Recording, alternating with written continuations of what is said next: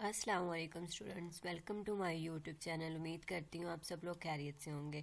अगर चैनल पे न्यू है तो जल्दी से चैनल को सब्सक्राइब कर दे और बेल आइकन को प्रेस कर दे ताकि मेरी आने वाली वीडियो का नोटिफिकेशन आपको टाइम पे मिल जाए। अब चलते हैं हमारी असाइनमेंट की तरफ। हमारा आज असाइनमेंट नंबर 1 का सोल्यूशन है MTS 632 का। इसके हमारे पास लेक्चर नंबर 1 to 10 हमारे पास इंक्लूड है इस असाइनमेंट में, और इसकी ड्यू डेट हमारे पास क्या है 13।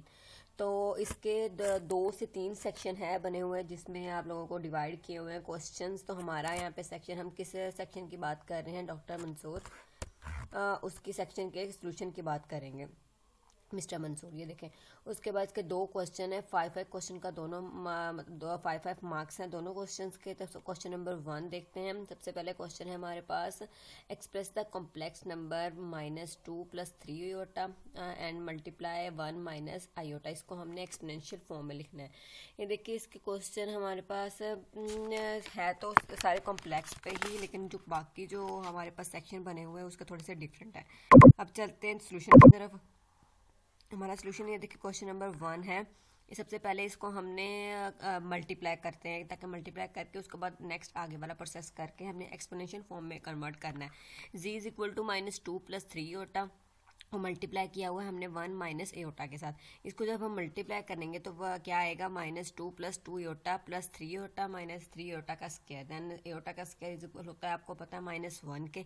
कन्वर्ट करके हमारे पास z इक्वल किसके बनता है, 1 + 5 एयोटा। ये हमारे पास सिंप्लीफिकेशन करने के बाद हमारे पास z इस दोनों को मल्टीप्लाई करने के बाद 1 + 5 एयोटा के इक्वल होता है। अब सेकंड हमारा स्टेप होगा पोलर फॉर्म में। पोलर फॉर्म में कन्वर्ट करेंगे तभी हम एक्सपोनेंशियल में जा सकते हैं, क्योंकि ये देखें, हम ना भी करें r cos थीटा ना भी करें, लेकिन फिर भी हमें r चाहिए होगा। उसके लिए r और थीटा हमारे उस क्वेश्चन के लिए, एक्सप्लेनेशन के लिए।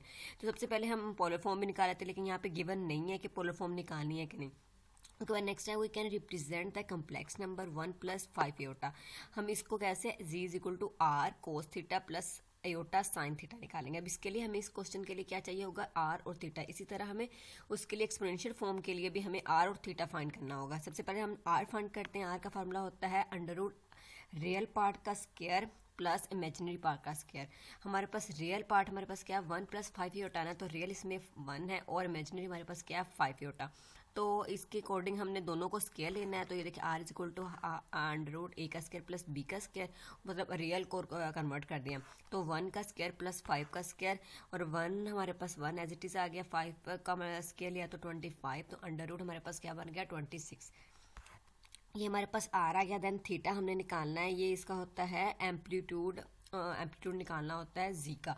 तो थीटा हमारे पास किसके इक्वल होगा, tan इनवर्स आगे अंदर है imaginary part divided by real part. तो इमेजिनरी पार्ट हमारे पास क्या था, 5 था, 5 योटा था ना, तो ये हमारे पास इमेजिनरी वही हिस्सा होता है जिसमें योटा होता है। तो 5 / 1। देन tan इनवर्स का जब हम लेंगे तो हमारे पास बनेगा क्या, 78.69 डिग्री। देन उसके बाद स्टेप 3 हमारे पास यही है कि हमने इसके एक्सपोनेंशियल फॉर्म में कन्वर्ट करना है। उसका फॉर्मूला हमारे पास गिवन है, z = r e⁻⁻I एयोटा, आई थीटा, सॉरी एयोटा थीटा। तो थीटा भी हमारे पास है और आर भी है, तो इन दोनों की वैल्यूज बस पुट करनी है और हमारे पास हमारा यहाँ पे एक्सपोनेंशियल फॉर्म आ जाएगी।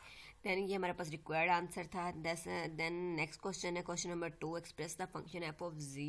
अगर हमारे पास दिया हो is equal to 5 × x + y + iota 3y term of z and z bar. हमने इसको z और z बार में कन्वर्ट करना है, जो हमारे पास यहाँ पे फंक्शन दिया हो। तो गिवन फंक्शन हमारे पास ये था। पहले हम लिखते हैं कि x और y के किसके इक्वल होता है, इन z और z बार में जब हम लेते हैं तो x = z + z बार ओवर 2 होता है, और y = z - z बार बाय 2 एयोटा। तो सबसे पहले हम इसकी वैल्यूज़ को अंदर लगाते हैं। ये जो हमारे पास ये यहाँ पे फंक्शन दिया हुआ, इसके अंदर हम इसकी वैल्यूज़ को लगाते हैं। x की जगह x की वैल्यू को और y की जगह y की वैल्यू को यहाँ पे हमने पुट कर दी है। देन ये देखें, नेक्स्ट हमारा 5/2। देन हमने बस सिंप्लीफाई किया है इसको और कुछ नहीं किया। सिंप्लीफाई करने के बाद हमारे पास नेक्स्ट यहाँ पे फंक्शन क्या बनता है, 4z + z बार + 5/2 z - z बार।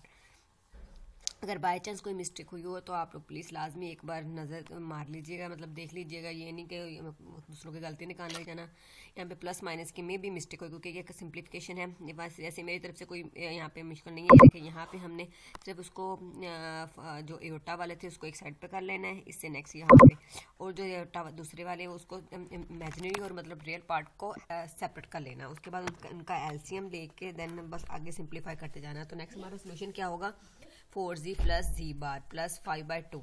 तो यहीं पे हमारा सोल्यूशन ख़त्म होता है। तो इंशाल्लाह नेक्स्ट असाइनमेंट